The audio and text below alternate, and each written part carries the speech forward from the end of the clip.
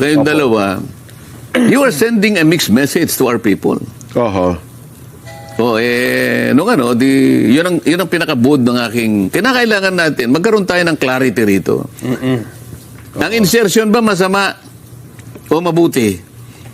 Oho. Kung masama, ba't mo tinatanggihan?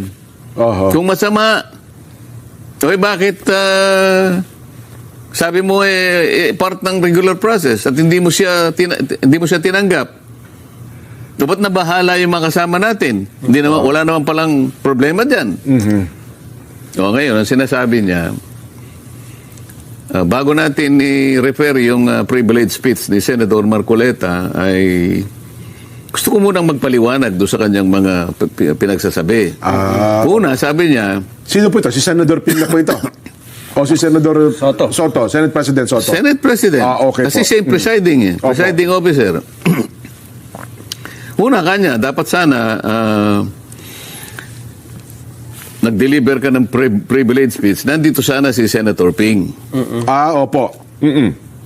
Una, hindi ako pwedeng sumagot sa kanya kasi ayaw niyang bumaba. Dapat sana siya ay bumaba para mag-usap kami. Kasi siya ang presiding officer that time. Hindi tayo, gusto ko sana sabihin sa kanya, kaya ako siya tinitingnan, kahit hindi ako may kibo, tinitingnan ko siyang mabuting ganyan.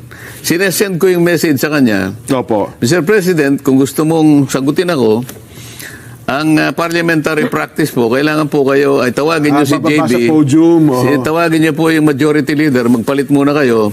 Kayo pong bumaba rito para Nag-usap. para kayo pong sasagot. Sasagutin ko po kayo. Yun ang reglamento pala. Okay. Oho. Alam niya yun di ba? Opo. Nagtagal naman siya doon. Siya nga rin po pinakamatanda. Kasi ako, ginagalang ko lahat ng natin, ang procedure. Kaya hindi ako sumagot sa kanya, kasi nakaharap siya Presiding. Siya yung presiding. Ayoko sumagot sa kanya because he's the presiding officer. Yes. Kaya ako siya tinitingnan, hindi ako sumasagot, iniintay ko na maunawaan niya na kinakailangan bumaba siya para siya sumagot. Okay.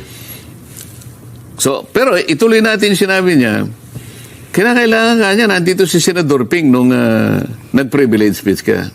Kung halimbawa kaya bumaba siya, ito yung sasagot ko sa kanya. Okay. Oho.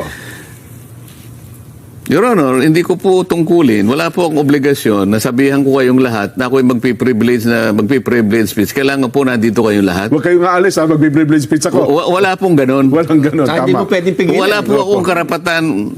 Una, wala akong karapatan. Pangalawa, wala po akong obligasyon na sabihan kayo. Nasa inyo po yung kasi nakalagay naman po sa agenda na magpi-privilege speech ako. Ang ibig sabihin yan, ayaw po niya akong pakinggan kaya siya umalis, di ba? Tama. Yun sana sasabihin ko sa kanya. Kaya lang, hindi ko na nasabi kasi nga, nandun siya sa taas . Oho. Di ba? Pero kung bumaba siya, yung kagad na sasabihin ko.